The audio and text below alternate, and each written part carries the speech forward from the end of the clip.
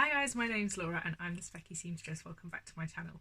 Today I'm going to talk to you a little bit about my first year of sewing, because today I am considering is my sewing birthday. I'd picked up my sewing machine again after doing a few bits and pieces for our wedding in May, and had decided that I'd quite like to try to learn dressmaking again. I'd tried a couple of times in the past but had never really succeeded, and in the previous month, so in the kind of month of June and early July, I had sort of attempted a couple of things. I'd sewn a skirt, and yeah, that was kind of it really. A couple of little bits and pieces, fixed a couple of things that were in my wardrobe that needed mending.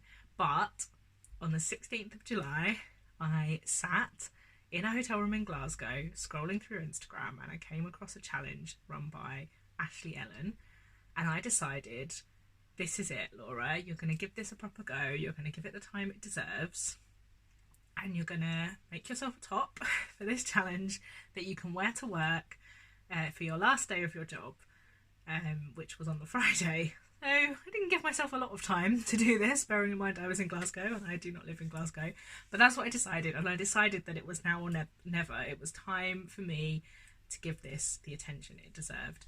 And here I am a year later filming a YouTube video about it, sitting in me-made clothes, surrounded by fabric and garments that I've made, and absolutely loving it. So I am considering this my birthday, my anniversary, I don't care what. The 16th of July is a celebration, because this is, you know, a sign that it's been successful.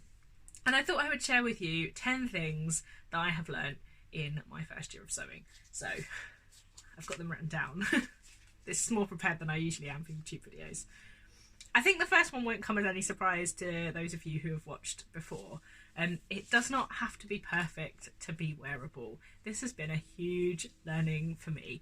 And actually, I don't think making it perfect before it's wearable would have been productive for me. I think that's probably the reason I've failed at trying to learn dressmaking in the past, because what I do, I'll make something and then I'll wear it out. And I've learned from wearing things out what I need to change for the next time, and I think you learn that quicker and easier than if you're doing it trying to stand in front of a mirror and look at where the crease lines are and things. And yes, there is a total mix of this, and it's really important to try and get the fit right when you can, but I genuinely think that doing it, wearing something out and kind of seeing what bothers you and what kind of irritates you or what doesn't is really useful and really important. So it doesn't have to be perfect to be wearable. Not only is that great for learning, but it's also just a really nice, encouraging thing to go out wearing something that you've made and feel good about it. So yeah. 2, pockets are everything. I just love pockets. I love having pockets. I love using pockets. I love it when you get a really deep pocket and you can fit everything that you need in it. I love a sturdy pocket. And I'm not a big fan of inseam pockets because of that thing. I like a sturdy pocket. I like it to be attached at my waistband to give it a bit of anchorage. And I didn't realise how bad a lack of pockets was in my wardrobe until I started sewing them. I joked about it occasionally, and I was always excited if I found a ready-to-wear dress that had pockets in. But wow, pockets are amazing. You go to conferences, you don't have to hold your phone and your purse and your sort of brochure for the conference and your plate for food and lunch and drink and whatever. Just some of those things instead now, and it's just so handy. I'm actually really interested in doing a little either vlog or mini series about pockets, the kind of history of them. I've been doing a little bit of research about pockets in women's clothing, because a lot of people who kind of say it's a feminist issue, and I totally agree with that, but there's actually quite a lot around it, and I think it's really, really interesting. So if you're interested in that and you'd like me to do a little bit of research and geek out on pockets, please let me know in the comments box, because it's something that I'm finding really fascinating. Number 3, the online sewing community is amazing. It's huge. There are so many people out there. I follow a lot of people on Instagram and a lot of people on YouTube, and I'm still amazed that sometimes I haven't heard of a pattern designer or someone who kind of vlogs or whatever. Like, it's amazing. It's so vast, and there's so much information and inspiration out there, and help and advice and everything. And so many people have helped me on my first year, or in my first year of sewing, and I'm so grateful to those people. But I do just want to say that sometimes the online sewing community can be quite overwhelming, and there is so much out there that it can be overwhelming, and it's worth acknowledging that and knowing for yourself when it's good to just switch off and not feel the pressure of it. And it's also really good for us to share that, and for that to become normal, that sometimes things are overwhelming, and also that sometimes not everything goes right, and that everyone doesn't have 100 successful makes in a month.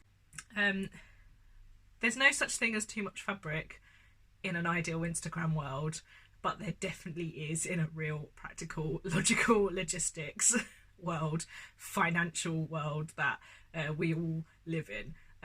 It kind of links to the point above, that there's so much out there, so many shops online sharing their amazing new things, and you kind of want them all, but realistically you can't have them all. So I've learned a little bit of restraint over the course of the year, and I need to learn more, because there definitely is a thing as too much fabric.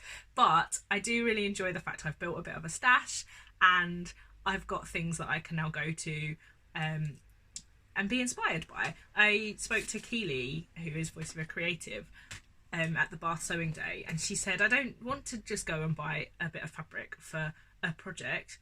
I want to be able to go to my stash and be inspired and feel kind of creative in the moment. And I think that I fall into a similar kind of line as that. I like to have options and to kind of be able to pair things up and match things. So yeah, fabric, too much is a thing, but it's a big amount is too much.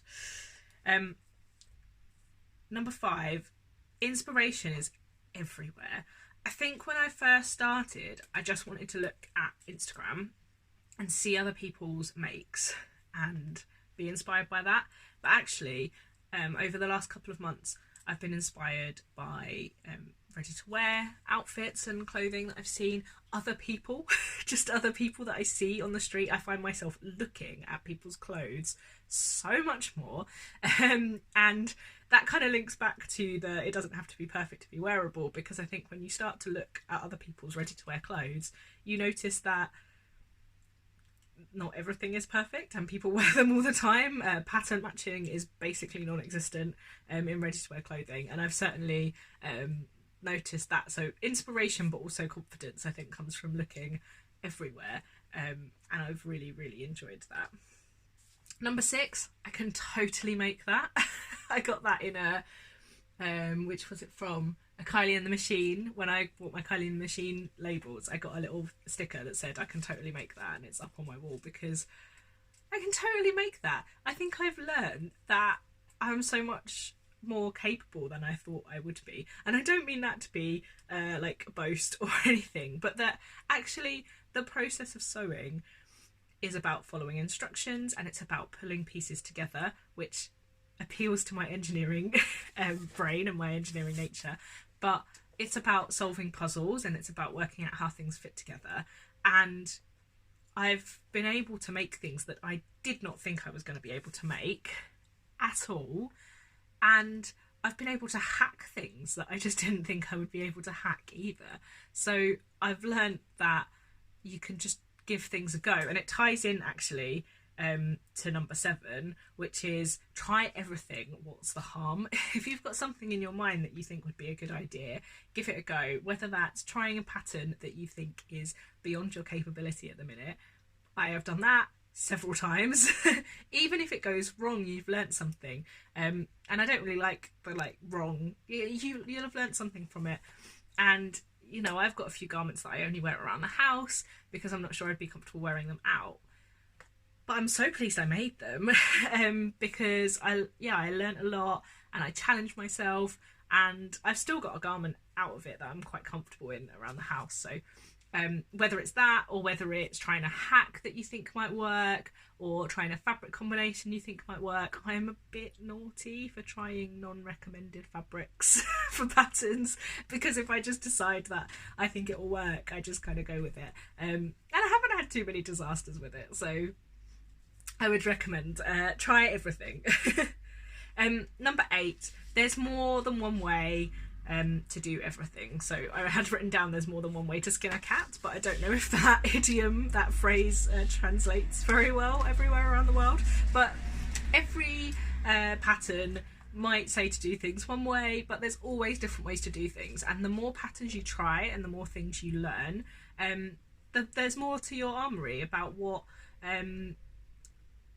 you might do, right? So there's more strings to your bow. I'm all out there with the idioms and the phrases today, but you know, I learned a lot about using bias binding, using the So Many Dresses So Little Time book, because I didn't really like the facings, and I've applied that to other patterns. The way that the honeycomb, so even when I had my hate-love affair with the honeycomb dress, you know, the first honeycomb top I made, I really didn't like. It's gone in the recycle pile, but the way that the burrito method was done and explained in that helped me for so many other things. So I think that kind of ties in again with trying everything, because you will pick up something and just have more ideas of how different things can be done. Number 9, ironing is so much more important than I want it to be. I don't like ironing. I actually only just bought an ironing board yesterday. Can I call it a sewing birthday present to myself?